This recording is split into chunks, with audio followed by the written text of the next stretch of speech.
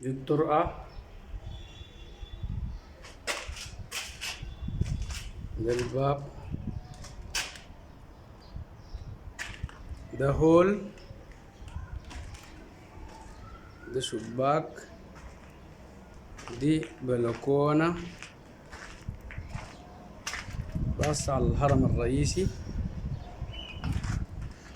ده ريسبشن قطعة تاني.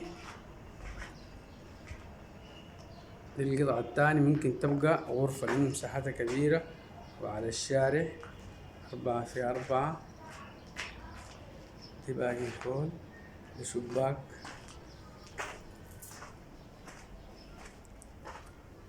ده حمام بتاع الضيوف، دي الطرقة، في غرفة على الشارع مساحتها 4 في 4. ده المطبخ،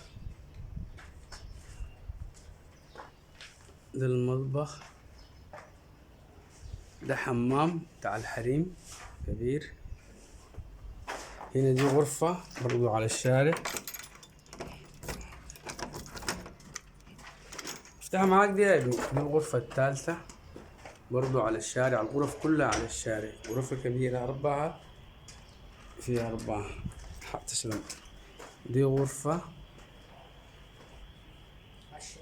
على الشارع برضو، دي أكبر شوية 5 في 4. تسليم مفتاح طبعا، شغالين فيها 15 يوم بتستلمها. فضل السيراميك والنقاش.